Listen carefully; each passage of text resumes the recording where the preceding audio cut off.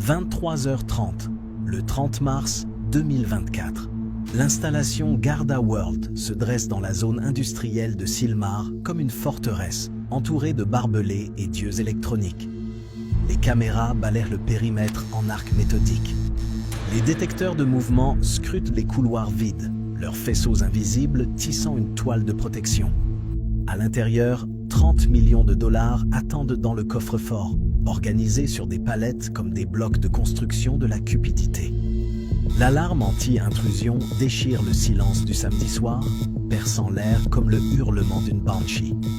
Le central de la police de Los Angeles lève à peine les yeux. Encore une fausse alerte de cet entrepôt qui crie au loup chaque semaine. Mais en hauteur, sur un toit voisin, 6 silhouettes en tenue tactique noire observent à travers des lunettes de vision nocturne de grade militaire. L'installation brille en vert dans leur vision amplifiée, chaque détail net, chaque faiblesse exposée. Ils étudient ce bâtiment depuis des mois, cartographiant chaque angle de caméra, chaque angle mort, chaque faille dans ce qui devrait être une sécurité impénétrable. Le chef d'équipe ajuste sa lunette, se concentrant sur le point d'accès au toit qu'ils ont identifié des semaines plus tôt. « C'est le moment », murmure-t-il dans son micro-gorge. Confirmation finale. Tout le monde en position.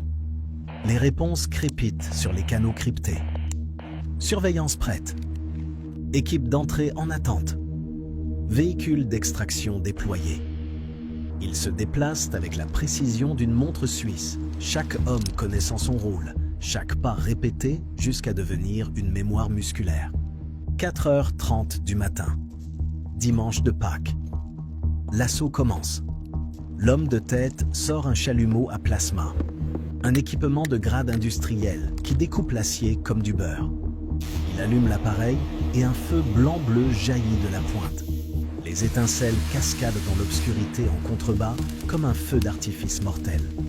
Le métal commence à rougeoyer, rouge cerise, puis blanc incandescent, tandis que le chalumeau trace un cercle parfait d'1 mètre de diamètre.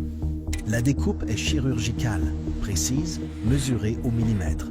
Ils ont calculé la taille exacte nécessaire pour le passage d'un homme, tout en évitant les supports structurels qui pourraient déclencher les capteurs de vibration. La section de toit tombe vers l'intérieur, atterrissant sur des coussins de mousse qu'ils ont placés des heures plus tôt, étouffant tout son qui pourrait alerter les systèmes de sécurité. Un par un, ils descendent en rappel dans l'entrepôt, les cordes noires disparaissant dans l'obscurité teintée de vert. Leur descente chorégraphiée comme un ballet du crime.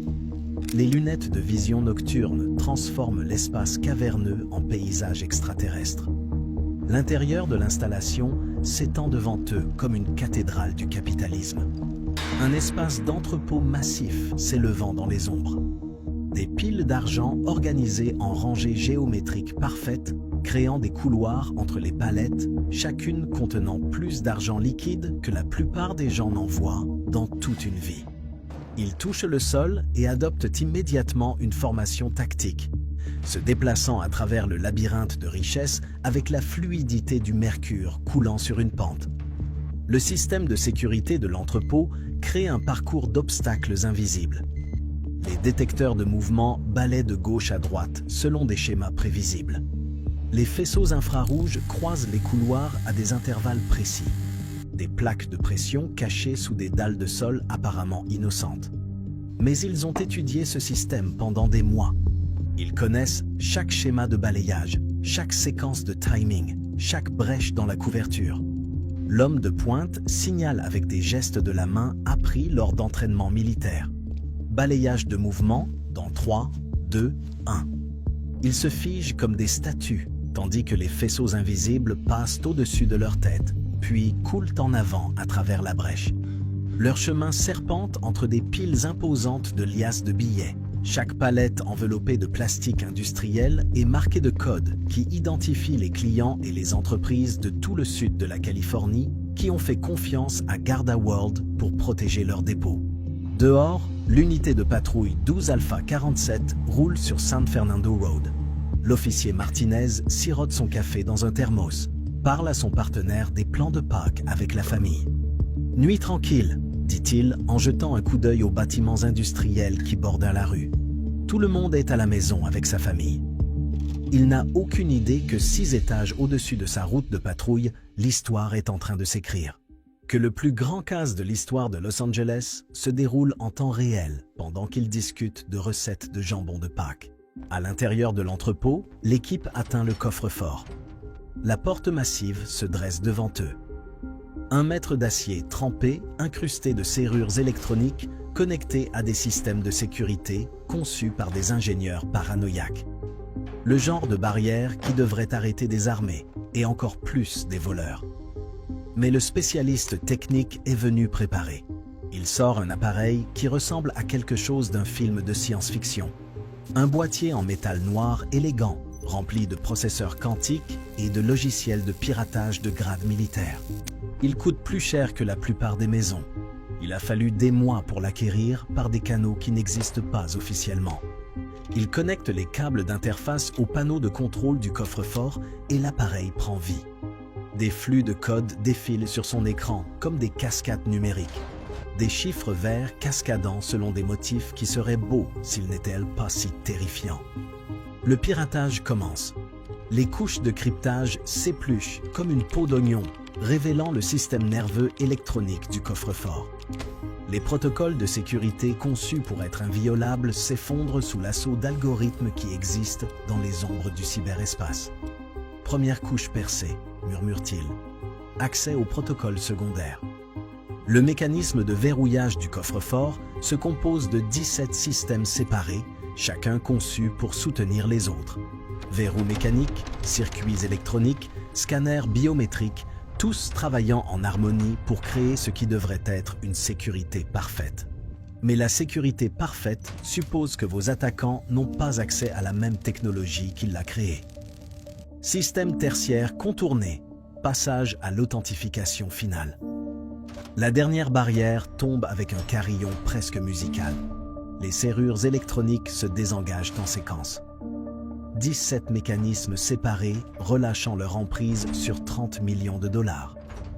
La porte massive pivote sur des gonds silencieux, révélant le prix.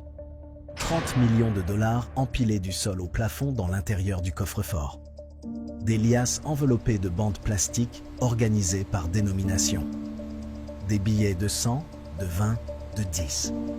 La manifestation physique d'une richesse dont la plupart des gens ne font que rêver. La vue les arrête un instant. Même les criminels professionnels peuvent être impressionnés par autant d'argent concentré en un seul endroit. Le coffre-fort brille en vert dans leur vision nocturne comme une chambre au trésor extraterrestre. Putain de merde, souffle quelqu'un dans les communications. Restez concentrés, aboie le chef d'équipe. On a 7 minutes avant le prochain passage de patrouille. Ils travaillent avec une précision mécanique née de mois de répétition. Une chaîne humaine passant les liasses du coffre-fort au sac à dos de grade militaire. Des sacs à dos aux chariots à roulettes conçus pour supporter des poids extrêmes. L'argent coule comme de l'eau, chaque liasse passée de main en main avec l'efficacité d'une chaîne de montage. 30 millions de dollars disparaissant dans leur conteneur plus vite qu'il ne semble possible. 6h47 du matin. La police répond à la 4e alarme en 18h. 2 unités arrivent à l'installation avec la résignation lasse d'officiers qui ont répondu à trop de faux appels. À l'intérieur, les voleurs se figent, écoutant les pas dehors, les portes qui claquent, les radios qui grésillent, les conversations sur le café et les heures supplémentaires. Probablement une fausse alerte, crépite la radio de la police. Vérification du périmètre en cours. Les officiers longent la clôture, braquent leurs lampes torches à travers les fenêtres du quai de chargement, scrutent les ombres qui ne cachent rien de suspect. Ils suivent le protocole, mais le protocole suppose des criminels ordinaires, pas des professionnels qui comprennent que le meilleur endroit pour se cacher est en pleine vue. Rien à signaler, centrale. On marque celle-ci comme routine. Les véhicules de patrouille disparaissent dans la nuit, laissant derrière eux 6 criminels qui viennent de retenir leur souffle pendant les 90 secondes les plus dangereuses de leur vie. Ils reprennent le chargement, plus vite maintenant. L'adrénaline l'emportant sur la prudence. 30 millions de dollars représentent plus que de l'argent. Cela représente la liberté, le pouvoir, la capacité de disparaître pour toujours et de recommencer une nouvelle vie n'importe où dans le monde. Les dernières liasses vont dans le dernier conteneur. 300 kilos d'argent volé, distribués entre 6 professionnels qui viennent de réaliser quelque chose qui ne devrait pas être possible. Ils se dirigent vers leur point de sortie, un trou découpé dans le mur latéral, dissimulé derrière des unités de climatisation industrielle qui masquent les dégâts à l'observation occasionnelle. Un par un, ils se glissent par l'ouverture, disparaissant dans l'aube de Los Angeles comme des fantômes retournant dans la dimension qui les a engendrés. La fuite se déroule comme une opération militaire, chorégraphiée avec la précision d'un lancement spatial. 3 véhicules positionnés à des points stratégiques à travers la ville. Des SUV noirs qui se fondent dans le camouflage urbain. Leurs plaques d'immatriculation changées toutes les 6 heures. Des chauffeurs qui ont mémorisé chaque petite rue, chaque raccourci, chaque emplacement de caméra dans un rayon de 80 km. L'argent se divise en 6. Chaque équipe prenant des routes différentes. Des rues de surface qui serpentent à travers des quartiers endormis, évitant les autoroutes où des systèmes automatisés enregistrent chaque plaque d'immatriculation.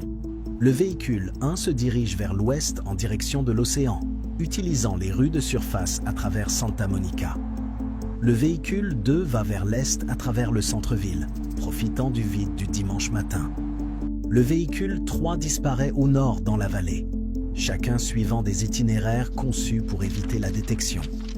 Au lever du soleil, ils se sont évanouis dans 8 millions de personnes, ne laissant derrière eux que des palettes vides et le plus grand mystère de l'histoire de la police de Los Angeles. Lundi 1er avril. La première employée de Garda World arrive à l'installation avec son café habituel du lundi matin, en s'attendant à une autre journée de routine à traiter l'argent liquide pour les entreprises de tout le sud de la Californie. Elle badge à l'entrée principale, traverse l'entrepôt en passant devant des rangées de palettes qui devraient être pleines d'argent. Mais quelque chose semble anormal. Le poids habituel de la richesse semble diminuer. Elle s'approche de la zone du coffre-fort et s'arrête. La porte massive est ouverte.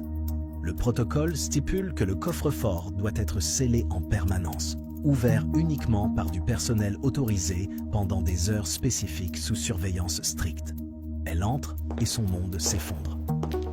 Le coffre-fort est vide, chaque palette nue. L'emballage de protection éparpillé sur le sol, comme des confettis après une célébration qui a coûté 30 millions de dollars. Et sa tasse de café glisse de ses doigts engourdis, se brisant sur le béton. Le son résonnant dans le vide qui contenait autrefois assez d'argent pour acheter un petit pays. Son cri perce le silence du matin, faisant accourir les agents de sécurité. Mais il n'y a plus rien à sécuriser. En quelques minutes, les agents fédéraux envahissent l'installation. Les techniciens de scène de crime du FBI analysent chaque surface, chaque empreinte digitale, chaque morceau microscopique de preuve qui pourrait mener à l'équipe qui a réalisé l'impossible. Ils trouvent une précision qui frôle l'art. Le trou dans le toit découpé avec une précision chirurgicale. Les dimensions calculées pour permettre le passage d'un homme tout en évitant les dommages structurels. La brèche dans le mur latéral qui a nécessité un équipement industriel opéré par quelqu'un qui comprenait l'ingénierie de construction. Le coffre-fort ouvert sans dommage au mécanisme de verrouillage, suggérant soit une connaissance interne qui ne devrait pas exister, soit une technologie qui représente un bond quantique dans les capacités criminelles. Des drones aériens cartographient la scène de crime, révélant le chemin des voleurs à travers l'installation, comme une piste fantôme à travers des systèmes de sécurité conçus pour arrêter n'importe qui. Les enquêteurs étudient les images de surveillance des entreprises voisines, suivant les mouvements des véhicules dans les heures précédentes et suivant le casse. Des SUV noirs apparaissent et disparaissent dans les angles morts des caméras, positionnés trop parfaitement pour être une coïncidence, planifiés trop précisément pour être l'œuvre d'amateurs. L'analyse informatique révèle des interférences électroniques pendant les heures critiques. Un brouillage Wi-Fi qui a bloqué les communications de sécurité. Une perturbation cellulaire qui a créé une bulle de silence autour de l'installation. Quelqu'un avait apporté un équipement de guerre électronique de grade militaire pour un casse d'argent liquide. Pendant ce temps, de l'autre côté de la ville, l'équipe fait face à la partie la plus dangereuse de leur opération. Blanchir 30 millions de dollars en espèces volées. Des planques éparpillées dans tout Los Angeles, chacune contenant des portions du butin. Des machines à compter les billets qui traitent les liasses plus vite que des mains humaines ne le pourraient jamais. Ils comprennent qu'ils ont des semaines, peut-être des mois, avant que les groupes d'intervention fédéraux ne rendent la ville trop chaude pour opérer. Mais 30 millions de dollars ouvrent des portes, créent des opportunités, achètent le silence de gens qui se spécialisent dans le nettoyage de l'argent sale. L'argent liquide coule dans de multiples canaux. Certains disparaissant dans des transactions immobilières, des entreprises légitimes qui peuvent absorber de grosses injections de cash sans déclencher les exigences de déclaration fédérale. D'autres portions s'évanouissent dans des systèmes bancaires offshore, des plateformes d'échange de crypto-monnaies, des marchands de métaux précieux. Tout ce qui convertit des billets volés en actifs intraçables. L'opération de blanchiment d'argent rivalise avec le casse lui-même en complexité. Des sociétés écrans dans le Delaware, des banques aux îles Caïmans, des portefeuilles de crypto-monnaies qui n'existent que dans le cyberespace. Ils ne font pas que dépenser l'argent. Ils effacent ses origines criminelles, transformant l'argent volé en richesse légitime par une alchimie financière qui impressionnerait Wall Street. L'enquête du FBI croît de façon exponentielle. L'agent spécial Davis dirige un groupe de travail qui finit par inclure 200 agents. Des spécialistes de la criminalité financière, de la surveillance électronique, de l'analyse comportementale. Ils interrogent des milliers de personnes. Des employés de Garda World, des sous-traitants de sécurité, quiconque ayant accès à l'installation ou connaissance de ces opérations. Les interrogatoires révèlent l'histoire trouble de Garda World. De l'argent manquant qui aurait dû déclencher des enquêtes il y a des années. Des employés qui ignoraient les protocoles de sécurité. Des managers qui déplaçaient des fonds pour couvrir les déficits. Brian Newell, ancien directeur de succursale, raconte aux agents les ordres de transporter des pièces du Connecticut au Massachusetts.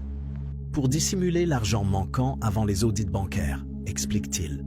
Il déshabillait Pierre pour habiller Paul. Les dirigeants de l'entreprise savaient que 9 millions de dollars manquaient dès 2014, mais ont choisi la dissimulation plutôt que la correction, créant l'environnement parfait pour un crime parfait. Les tests au polygraphe révèlent des tromperies. Les audits financiers découvrent des transactions suspectes. Les images de surveillance montrent des employés ayant accès agissant nerveusement pendant des périodes spécifiques.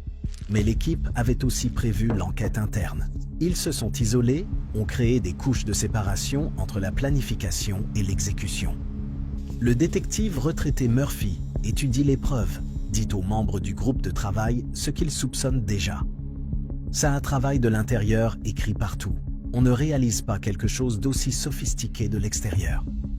Mais prouver une aide interne nécessite de trouver quelqu'un prêt à trahir 30 millions de dollars. Prêt à risquer sa vie en témoignant contre des gens qui viennent de démontrer qu'ils peuvent faire l'impossible.